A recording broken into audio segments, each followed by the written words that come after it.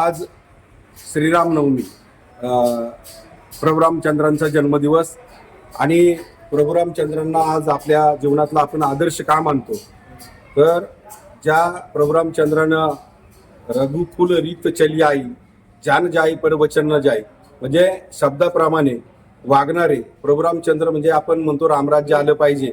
आणि आजही प्रभू रामचंद्रांना आपण सगळ्यांचा आदर्श मानतो आणि आराध्य दैवत मानतो. संकट आलं तरी प्रभू रामचंद्राचं आपण पहिलं नाव घेतो, रामराम म्हणतो, किंवा कोणी भेटलं तर त्याला रामराम करतो. आज आमच्या पिंपळगाव नगरीमध्ये सगळ्यांचं आराध्य दैवत म्हणजे आमचं प्रभू रामचंद्र आहे आणि हे जागृत दैवत आहे.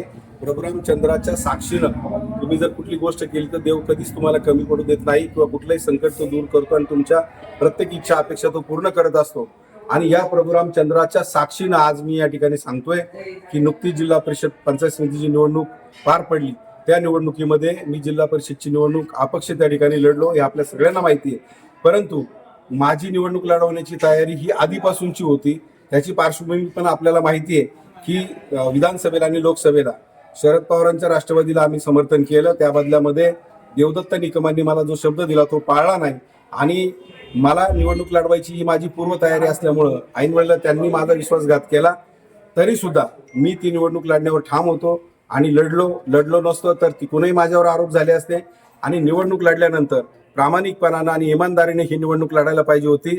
खालच्या पातळीवर जाऊन या लोकांनी, त्यांच्याच काही कार्यकर्त्यांनी आणि त्यांनी अशी अफवा पसरवली की काकांनीच, विष्णू काका हिंगे जे राष्ट्रवादीचे घड्याळाचे उमेदवार होते, ते काकाच त्यांनीच मला उमेदवारी उभं केलंय आणि काकांकडून मला 25-30 लाख रुपये मिळाल्याचा आरोप माझ्यावरती त्या ठिकाणी झाला. आणि याने मी फार व्यथित झालो आणि माझे कार्यकर्ते देखील व्यथित झाले आणि असा अपप्रचार निवडणुकीच्या काळामध्ये त्या ठिकाणी केला गेला. परंतु या ठिकाणी हे आराध्य दैवत या ठिकाणी यायची हिंमत कुणीही करत नाही. मी या प्रभू रामचंद्राला साक्ष ठेवून सांगतो की मी जर काही असं चुकीचं कृत्य केलं असेल तर या ठिकाणी योगायोगाने या प्रभू रामचंद्राचं दर्शन घेण्यासाठी विष्णू काका या ठिकाणी आलेले आहेत. ते देखील या ठिकाणी सत्य परिस्थिती काय आहे ते सांगतील. जर मी काकांकडनं 1 रुपया घेतला असेल किंवा त्यांनी मला जर उमेदवारीला उभं केलं असेल तर काकांनी त्याबाबत हा पुढचा खुलासा करावा आणि प्रभू रामचंद्राच्या साक्षीनं खरं खरं काय असेल ते त्यांनी या ठिकाणी सांगावं. जिल्हा परिषद आणि पंचायत समितीच्या निवडणुकीच्या निमित्तानं मी राष्ट्रवादी काँग्रेस पक्षाचा उमेदवार म्हणून या ठिकाणी घड्याळा चिन्हावर निवडणूक लढलो. राष्ट्रवादी काँग्रेस पक्षामध्ये उमेदवारी ठरवत असताना सर्व कार्यकर्त्यांना विश्वासात घेऊन आमदार दिलीपरावजी वळसे पाटील हे उमेदवारीच्या संदर्भामध्ये निर्णय त्या ठिकाणी घेत असतात. खरं तर प्रभाकर आणि आम्ही अनेक वर्ष त्या ठिकाणी एका पक्षामध्ये त्या ठिकाणी काम केलेलं आहे आणि प्रभाकरला मी ज्या वेळेला जिल्हा परिषदच्या आणि पंचायत समितीच्या निवडणुका डिक्लेअर झाल्याच्या नंतर विचारलं की तुमची उमेदवारी त्या ठिकाणी निश्चित आहे का.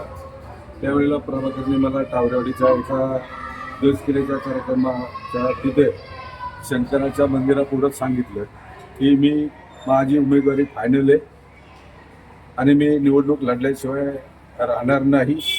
तोपर्यंत माझी उमेदवारी फायनल झालेली नव्हती. त्यांच्यावर काही मंडळींनी आरोप केले की काकांनी त्यांना मदत करून काही पैसे देऊन त्यांना उभं वगैरे केलं. प्रभाकर हा स्वतंत्र विचाराचं व्यक्तिमत्व त्या ठिकाणी आहे आणि मी गेले अनेक वर्षे पाहत असताना त्यांनी एकदा निर्णय घेतल्याच्यानंतर ते त्या ठिकाणी बदलत नाही. आज रामनवमीचा या ठिकाणी उत्सव असताना मी या निमित्तानं नम्रपणे सांगतो की प्रभाकर हे अपक्ष म्हणून त्या ठिकाणी लढलेले आहे आणि माझ्या राजकारणामध्ये मला पक्षाने टाकलेली जबाबदारी पार पाडत असताना प्रभाकरकडं त्या अख्ख्या निवडणुकीमध्ये ना आमचं बोलणं झालं, ना कोणत्याही गोष्टीवर चर्चा झाली, ना मी त्यांना कोणत्याही प्रकारचं आमिष दाखवलं नाही. इव्हन प्रभाकरला मी अख्ख्या निवडणुकीमध्ये चहा सुद्धा त्या ठिकाणी पाजलेला नाही. एक पैसे तर सोडून द्या, परंतु कोणत्याही प्रकारची मदत मी त्या ठिकाणी प्रभाकरला केलेली नाही. आरोप करणं, एखाद्याच्या चारित्र्यावर शिंतोडे टाकणं हे वैचारिकदृष्ट्या हे शोभणारी गोष्ट नाही. काहीतरी त्याला पुरावे असावे लागतात. परंतु काय झालंय आजकाल कोणी उठतं आणि काही बोलतं. कोणत्या चारित्र्यावर बोलत असताना फार विचार करून त्या ठिकाणी बोललं पाहिजे. तो तर विषय त्यांनी आता समोर प्रभू रामचंद्राच्या साक्षीने क्लिअर केलेला आहे. आणि या ठिकाणी ह्या प्रभू रामचंद्राच्या समोर येऊन एखादी गोष्ट बोलणं ही साधी गोष्ट नाही. हे जागृत दैवत आहे आणि चुकीच्या गोष्टी करणार नाही. आमच्या प्रभू रामचंद्रानं शासन दिलेलं आहे, हा इतिहास आहे. मी कुठल्या न्यायालयात जाणार नव्हतो न्याय मागायला याच्या संदर्भात, मग मी देवाच्या दारात आलो या ठिकाणी. परंतु चळवळीमध्ये काम करणं म्हणजे जळतानी खऱ्याहून चालण्यासारखं आहे.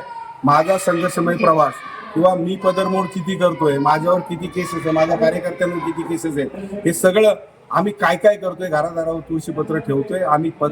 आज अनेक पक्षांकडनं तुम्हालाही माहिती मला ऑफर होत्या. भाजपला तर जिल्हा परिषदचा उमेदवार नव्हता, शिंदे गटाकडनं मला ऑफर होती, यांच्या पक्षाकडनं देखील मला पंचायत समितीची उमेदवार देत होते. अनेक ठिकाणाहून ऑफर होत्या, पण मी काय डोक्यावर पडलेलो नाही. मी काय ह्या नाकारल्या, मी माझ्या तत्वावर माझ्या भूमिकेवर मी ठाम राहिलो. आणि माझ्या या प्रामाणिकपणाचं जर असं तुम्ही जर अशा पद्धतीनं जर हे करत असेल तर एखादा प्रामाणिक काम करणारा कार्यकर्ता तुम्हाला बदनाम करून संपवायचा की काय?